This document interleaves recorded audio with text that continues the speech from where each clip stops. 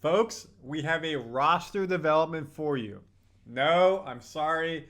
I'm not going to break the news on Quinten Post. It's not him. We did not trade Draymond Green. We did not get Jimmy Butler. No, let me show you a picture. What's the difference here? What do you see?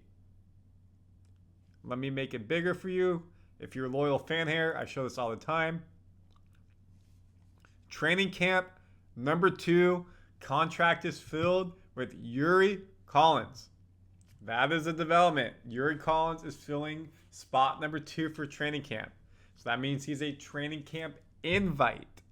He has opportunity to win himself a roster spot. But what would that take?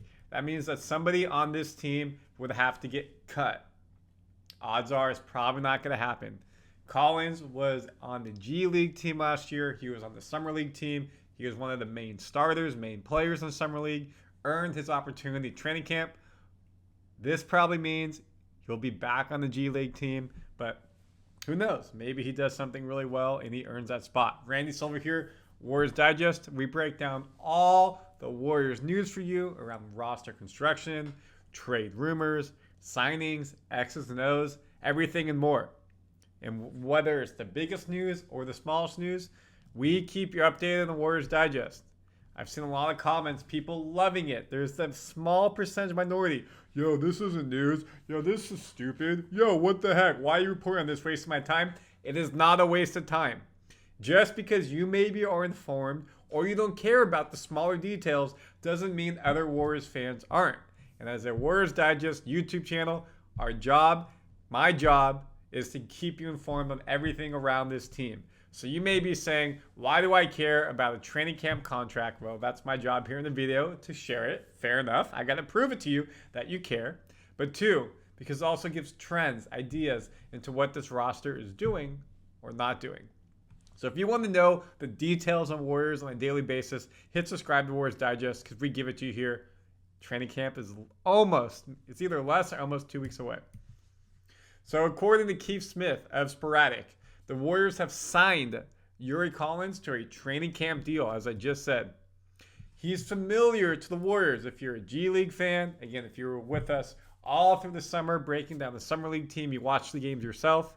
He played with the G League team, Santa Cruz Warriors, last year. In addition, he was on the Summer League team, as I just said. He joined in 2023 after going undrafted in the NBA draft. He's 6 foot, so smaller than Brandon, smaller than Steph, kind of the Reese Beekman type of player. He signed in training camp last year and then ended up on the Santa Cruz Warriors. G League, he played 50 regular season showcase games, averaged over 5 points, over 2 rebounds, and just shy of 5 assists in 22 minutes per game. The 23-year-old also shot 46% from the floor and 40% from 3, but is known for being a traditional pass-first point guard, having been the NCAA's assist leader in 2022 and 2023. So yes, you heard that right, the last part. The NCAA's assist leader in 2022 and 2023. Dude is a passer. Who do we have at point guard? Let's go back to this picture for you. Let me blow it up. Point guard, you got Steph Curry. Point guard, you got Brandin Podziemski. GP2 can bring up the ball sometimes. Technically, you could have Draymond Green play point. But other than that, you really don't have a point guard on this team. So by bringing in Yuri Collins, 1, that helps with point guard depth. Again, is he going to make this roster? Probably not. But 2, what does this say potentially about Pat Spencer, another player who was on the roster during the Summer League and did really well, was a two-way player last year. He was a point guard when Brandon wasn't playing in Summer League, and he did a fantastic job. He's a taller point guard too. Now the question is, does this mean that potentially Quinten Post takes Pat Spencer's spot as a two-way player? You don't see Quinten Post signed yet. Is he going to be a full-time player or a two-way player? We're going to be finding this out very shortly. But if potentially, again, I'm just trying to read between the lines, no information here. There's food for thought. You make your own analysis. What if they then let go of Pat Spencer and then As a result, now you have Collins as the backup point guard. Beekman is also a point guard as well. Got to point that out. Two-way player. So if Pat Spencer is gone, and then you have Quinten Post as a two-way player going up and down, you have another backup point guard, two-way player. Again, the two-way player can play like 50 to 60 in that range games for the NBA team, no issues. If they do more, they have to be signed to the team. And the other person signed from Summer League as a two-way player, Daquan Plowden, our Summer League MVP, killed it. So a little bit more about Collins. Again, if you don't know him too well, four-year college player at St. Louis. He joined Golden State again, where he averaged 8 points, almost 4 rebounds, and 5 assists in Summer League. Did a great job for us. He was one of the starters with Plowden, with Trayce Jackson-Davis when he was playing, with Brandon when he was playing. Collins is still eligible for a two-way contract. It's unlikely, though, as I just mentioned. He's been a G League player who's a bit smaller. You already got Beekman, Spencer, Plowden. So is he going to take some of those players off? Probably not. So more likely than not, he'll fall back down to Santa Cruz and be a Warrior, a G League Warrior. Now the question is the other person. So who else do we have? Let me bring that picture up for you.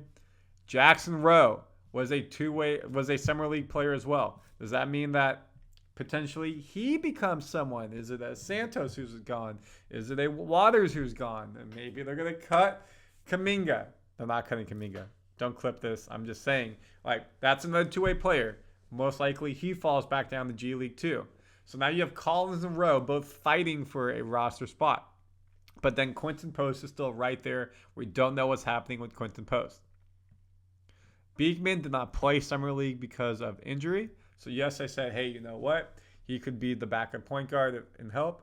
This maybe gives protection. If they don't think Beekman's injury is going well, then you know what? Maybe he can slide into two-way, and then you cut Beekman and he becomes a G League player. Now you have a backup point guard for Steph and Brandon.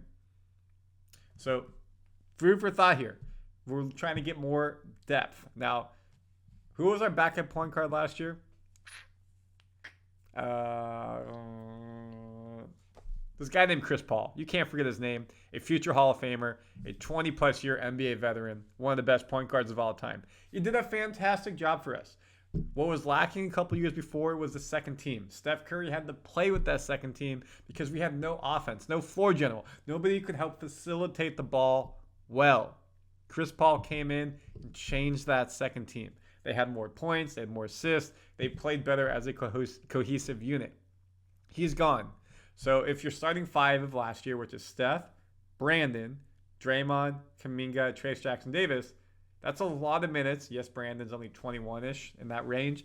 To be able to have to go play with a second team as well. You need a backup point guard to facilitate, which Yuri Collins can do. We just told you.